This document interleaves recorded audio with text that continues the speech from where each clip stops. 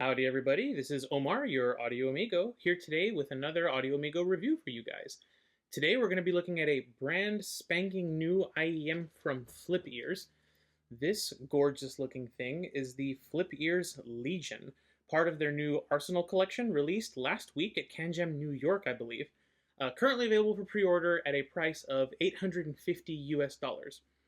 With these gorgeous hand-painted brass faceplates made by a jeweler and an innovative tri-brid configuration featuring an electret and a bone conduction driver, what sort of sound can you get from the FlipEars Spartan Warrior? Well, let's find out. Real quick disclaimer, as you can see from the front of the leather case here, this unit of the Legion is part of a tour that I believe is organized by Wayne from MakeItWain Reviews, link to his channel up there and link to his video for this set in the description. Massive shout out to him for organizing this tour. Really appreciate it. Let's get on with the review. We'll start things off as is usual with the unboxing experience. Wayne has his unboxing on YouTube, but essentially inside the box you get this really nice wax-sealed letter from FlipEars, inside of which you will find a little bit of the story behind the Arsenal collection, specifications and other things about the drivers. You also get a quick start guide teaching you how to fit them in several different languages, which is awesome. I love this. This is actually really useful. You also get a warranty card at the end. This is obviously a tour unit, so none of that information is filled out, but I like this sort of thing. It gives a personal touch to what is very much a boutique IEM. So yeah, big points for the letter, guys. Outside of that, you get the awesome leather carry case with the IEMs inside already on their cable. And already attached to those, you get a pair of Eletech Baroque ear tips. These are sort of expensive-ish. I think these are like 20 bucks for a single pair. So including those as the only stock ear tips is kind of understandable. You also get a FlipEars branded Velcro cable tie, which I kind of like to see. And that's it. It might not seem like a lot, but like I said, FlipEars is 100% a boutique manufacturer. So, you know, they're a small team doing these in batches. I really don't mind the fact that it's what I would consider a bare bones accessory package, even at this price. Especially since, you know, they do include a wonderful leather pouch. It feels really nice in the hands, has this lovely stitching on it. The inside is very soft. The mesh pouch here is very usable. Yeah, you know, the accessories are going to get a pass from me, mostly because this is a boutique manufacturer. Like I said, I do expect more at this price, but I'll forgive it considering how much work has gone into those faceplates. Let's go ahead and take a closer look at that cable, because I actually kind of really like it. It's just a very nice feeling silvery 4-wire weave that breaks up into 2-wire twists at the Y-split. The plastic coating on the cables doesn't feel rubbery or sticky or, you know, bad in any way. It all feels very nice when you're running the cable through your hands. It's nice and weighty, but not too heavy. The 4.4 millimeter connector is all metal and has, where is it? There it is, FlipEars branding on it. I do wish, y'all know me, that it had some sort of contour or some concentric rings cut into it to make it easier to pull out of a heavy amp, but, you know, no problem there. The Y-split is simple and metal, and again features the FlipEars logo, which I really like there. The chin slider is a 2-hole arrangement that comes ever so close to, you know, fitting flush against the Y-split there, but, you know, most things like that design don't really do that. The ear hook design on here is very comfortable. Let me pull one out here. The ear hooks are very comfortable, the stereo indicators are very clearly visible, and the metal matches the rest of the hardware. There's no, you know, rough feeling edges on here. It's all very smooth in the ears. Overall, this is a very premium feeling cable. It feels to me like it belongs on an IEM of this price point, which is always a good thing. All right, let's take a look at how these are constructed. The Legion are resin shells with the cast brass faceplate that I was talking about, which looks absolutely fantastic. The metal nozzles feature a metal filter with sort of ovaloid slits into the end of the nozzle there. In terms of ventilation, there is none on the sort of inside face of the IEM, but there are 3 decently sized vent holes there at the back. I don't know if it's one per driver or if it's front and rear volume, or I don't know how they're configured. What I will say is I did not experience any pressure buildup or driver flex issues with the Legion, which is a good thing. The face plates, as we discussed, are cast brass with rose gold plating for corrosion resistance, and then each one of those is hand finished with enamel paint by a jeweler for that extra touch of class, if you will. These feel super solid in the hands, probably mostly because of that brass faceplate. I've heard rumors that you can get these with a standard resin faceplate if this is a bit too ostentatious for you, but personally I just go with this. Resin quality looks really, really nice on these. I would say very, very well done FlipEars. They look and feel really premium.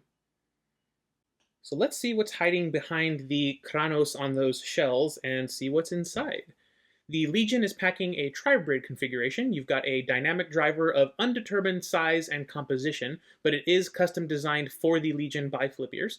We've also got a custom bone conduction driver that FlipEars says is active throughout the bass and mid-range. Finally, completing the tri-braid setup is an electret tweeter, which I think is interesting. For those who aren't familiar, an electret is a type of electrostatic capsule that doesn't require bias voltage circuitry to operate. Instead, it uses a permanently charged membrane that can be driven with a sort of normal voltage. Electrets are normally used as microphone capsules, but they can also make very capable tweeters, which is what FlipEars is doing in this case with a custom electret tweeter. In terms of impedance, FlipEars does not mention it on any of the paperwork that I could find, but fortunately I can measure that myself. I measured the impedance curve and it looks a little bit like this. At 1 kilohertz, which is the standard measurement point, the impedance is 5.4 ohms, which is quite low. But as you can see from the curve, it's largely flat except for that bone conduction hiccup between 2 and 300 hertz. What that means is the sound signature won't really change when exposed to higher output impedance sources or if you throw an impedance adapter on this. Now, I don't have a setup for measuring sensitivity, but I will say that I didn't struggle to power these with my Sony Xperia or even my old CD Walkman. The nozzles on these are fairly standard in terms of overall size and length, but as far as weight goes, those cast brass faceplates make these the 5th heaviest shells that I have weighed at over 12 grams each. Add in the cable and the whole package comes in at almost 56 grams, which is really hefty. Overall, everything from the weight to the interesting driver configuration is right in line with what I would expect from a boutique set like the Legion. But now it's time for the cool wall. And honestly speaking, this is going to be one of the easiest rankings I have ever done. The cast Corinthian Kronos, the laurel around the edges, the shiny FlipEars logo on the inside there. These things are sub-zero all day, every day. FlipEars absolutely knocked it out of the park on the design with these. As far as I'm concerned, the only improvement I could even think of for these would be to leave this right one as it is with the Kronos helmet and the laurels, and then take this left one and replace the Kronos helmet with an Aspis shield and maybe some spears, and then that would make the left and right side visually distinct. Y'all know how I love my right and left looking different. I think it would match the Spartan theming and it would look amazing, maybe with the FlipEars logo in the middle of the shield as a sort of insignia. But honestly, these are basically perfect in terms of design for me. They're amazing. But let's see if the Council of Ladies are fans of the Spartan aesthetic that the Legion presents. In terms of is this pretty, we have a 3-2 vote in favor of pretty with 2 mes, so no no's here, which is good. In terms of compliments, it's the classic 4-1 in favor, with lady number 4 doing her job as the gatekeeper. And finally, we have their thoughts. So generally things are positive. I know several of our ladies here love sandal flicks and Greco-Roman history in general, so I figured that these would do quite well with them. I'm happy to see that they enjoyed the looks on these, and it looks like even if they didn't think they were pretty or loved them personally, they really appreciated the craftsmanship that went into the design. With all the weight from those brass faceplates, you would expect the Legion to be super unwieldy and uncomfortable in the ears, but honestly, these ear hooks do a really good job of distributing that weight, and although the shells are, let's be real here, quite chunky, and you absolutely do feel them in your ears, I had basically no issues wearing these for 3, 4, 5 hours at a time. I'm not going to claim that these disappeared into my ears and I couldn't feel them there, because you do feel them, not just because of the bone conduction, but also because of their size. But they weren't uncomfortable for me in any way. I will say, while these did fit my wife, they looked almost hilarious how enormous they were in her ears, how much of her outer ear they filled, and how much they stuck out this way from her ears. These were an almost immediate fail on the tiny ears test. She was only able to get a shallow fit with these, which means that that weight caused them to eventually wiggle free, break the seal, and fall out of her ears, meaning she couldn't really wear these properly. The bone conduction also wasn't close enough to her ear to really do anything. While these didn't work for her all that well, I was honestly surprised how comfy these were for longer sessions, considering how large and heavy these shells are. Before we get into how these sound, I'd like to touch on the bone conduction driver and the drawbacks that it can have. Which is what I would say, except for, unlike the KBO2 and a bunch of the other bone conduction drivers that I've seen, the Legion doesn't seem to have any ringing or springy artifacting to its tonality, honestly. I talked with these, I cleared my throat, I ate with these, I listened to spoken word, did some calls on these, all tonally fine. I even went looking to see if I could get the bone conduction driver to, sound that springy, tonality that is so unnatural in some of these. And the only instance I could find where I got any off tonality was in the very beginning of Todoroki Hajime's Bancho. It's a meme song that she published. At the very beginning, some of the bass notes, the song has some tape hiss effect over the very beginning, and only those 2-3 very early bass notes with the deepness of the note and the hiss from the effect on the top, only there did I get even the vaguest suggestion of unnatural tonality. Essentially every other song I threw at this thing had no off tonality caused by the bone conduction driver. It is a excellent, disciplined, professional, high-end implementation of the bone conduction driver, and I was very, very impressed by these. Let's go ahead and talk about how this set sounds, starting as usual with what I think is this set's party piece, the bass. The bass on the Legion is definitely boosted and quite forward, but it doesn't get overwhelming or fatiguing in any way. The bone conduction driver here is doing some amazing work making music sound impactful, thicker, rumblier, just bigger than normal. Tiesto's collab with Seven, Boom, absolutely lives up to its name on the Legion. It sounds absolutely amazing here. The low bass notes throughout the song rumble and buzz in your ears. The tactile sensation it provides really puts a smile on your face. It makes it feel like there's a subwoofer somewhere in your immediate vicinity. It's fantastic, and unlike some of the springier bone conduction drivers that I was talking about, there's no off tonality here. The notes just hit. It's very, very special. Bass drums and guitar get the same treatment, essentially. Earth, Wind & Fire's Let's Groove, that big thunk from the bass drum that goes throughout the whole song, it sounds like you're sitting right next to the bass drum with each kick that happens. This is the best bone conduction that I've experienced in terms of bass, and the Legion's bass response, it's just fun, engaging, and is easily my favorite part of this set. Moving on to the mids, the party honestly kind of sort of continues. The lower mids especially. The bass boost has warmed things up just a bit, but by now you guys know me and you know that I kind of dig that warm coloration to sound. Low bass guitar and low guitar notes in Creed's Higher sound really sweet on the Legion, and Scott Stapp's vocals are colored by the bass in a really warm, pleasant way. The lower mids on the Legion honestly are absolutely fantastic.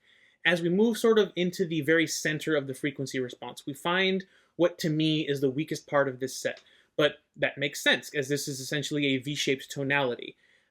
NaNoWriMo's Gekka has its bright spots. The drums, the bass guitar sound fantastic, but the acoustic guitar can come across a little bit pushed back and a little bit thin for my liking. And then you have Kimiko's iconic vocal tonality, which in my opinion doesn't come through in the best way on the Legion. She still sounds very clear, the tonality is still very correct, but like some of the guitar, she can feel a bit distant in the mix compared to what I typically enjoy.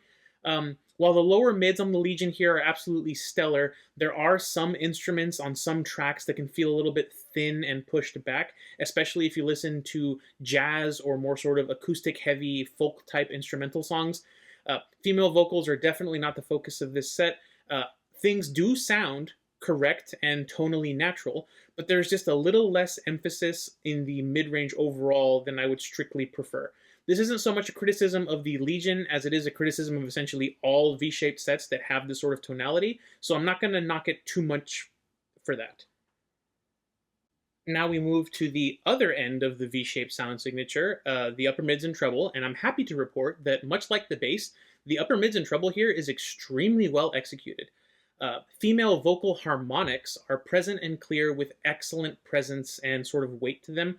Wink's cover of Kylie Minogue's Turn It Into Love has some great tonality with both the singers' voices sort of bouncing off of each other and coming off airy, and the harmonics that they throw off having really nice shine. That comes despite the fundamental frequencies being a little bit pushed back. You still get the airiness and the tonality in the harmonics. The sustained notes and the echo that they sing throws off just really great harmonics, and I feel like the Legion replays that track very well, at least the harmonic part of the vocals.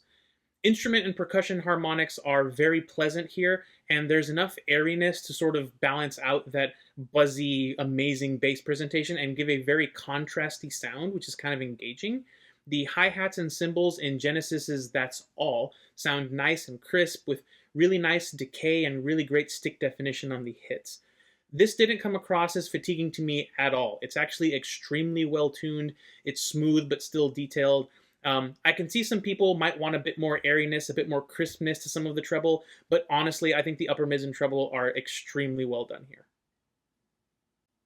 As I mentioned earlier when I was talking about the bone conduction experience with the Legion, the bone conduction driver doesn't get in the way of the dynamic driver in terms of tonality or detail retrieval. All it really does is add impact, weight, and texture. As you would expect, low-end details are extremely well resolved here. Dave Holland's bass work in The Oracle with Kenny Barron is a fantastic example. You have the buzzing of the strings, the rumble as they're sort of struck, the subtle reverberation of the lower notes on the piano. The low-end technicals are great here. At the upper end, the Electret driver is doing a fantastic job with the top-end fine details. While I do feel that some of the guitars are a little bit further back in the mix than I would like, the overall presentation of the banjo picking from the Osborne Brothers Rocky Top sounds really sweet. You get lots of detail from the picks striking the strings and the fingers muting the strings during note change-ups. The top-end detail on the Legion is quite nice considering the V-shaped tonality here.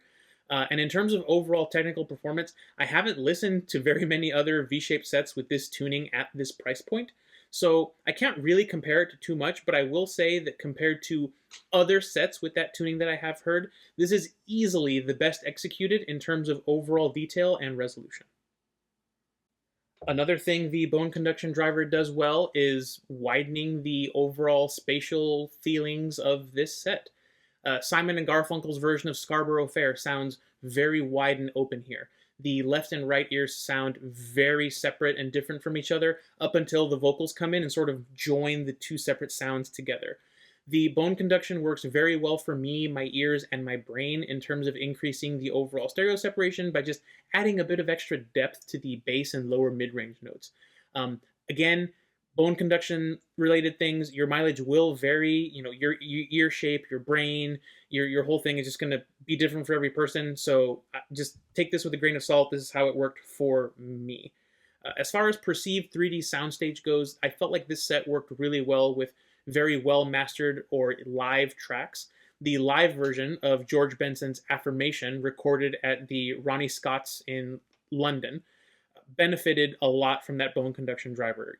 There's a lot of spatial information from the drums, the bass, the reverberation off the walls of the room, even the guitar. It was all amplified by the bone conduction driver here. And the spatial information was fantastic in terms of placing the band members around you in space. As long as the bone conduction works for you, I think this is an absolutely amazing set in terms of stereo separation and sound staging. That bone conduction driver really is something special here.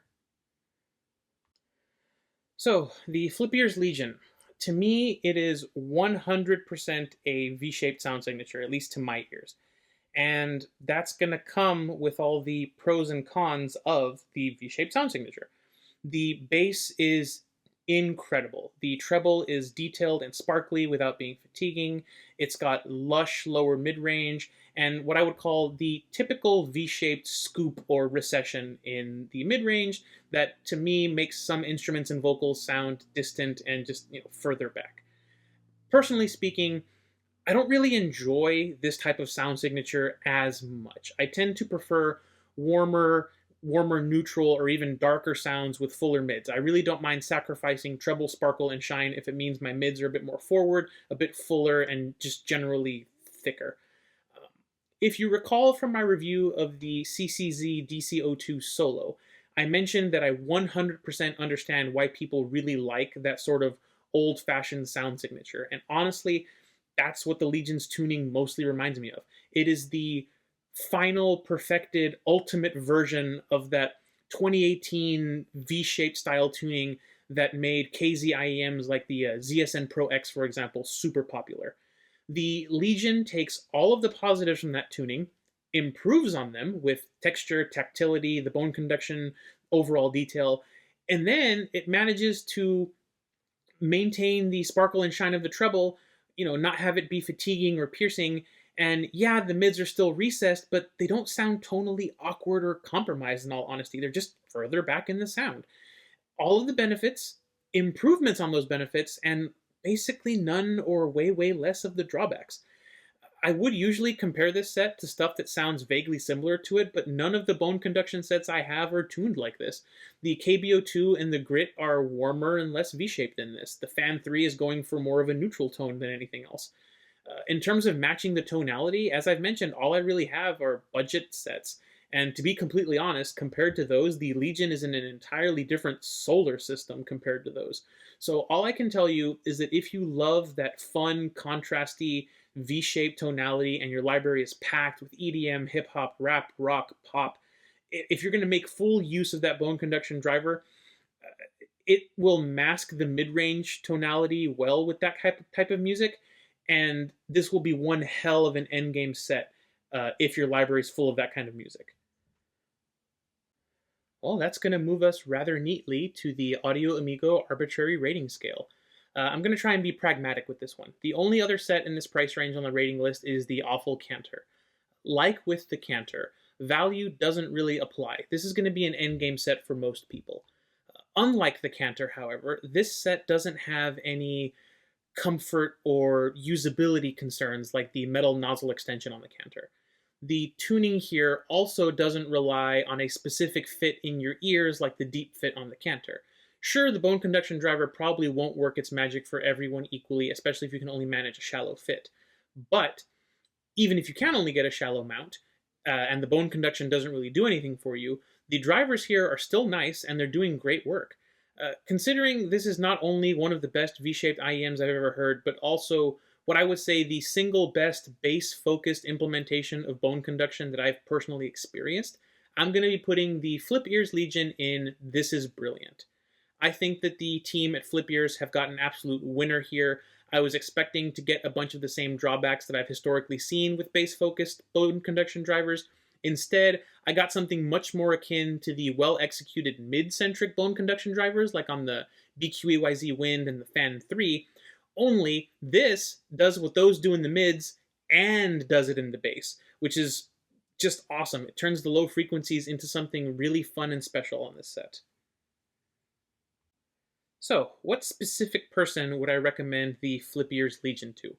Well, first of all, if your library is full of classical, jazz, J-pop, female vocals, acoustic guitars, folk music, that sort of thing, where you really want a fuller or not pushed back mid-range, I don't think you're going to be able to extract the most enjoyment out of the Legion.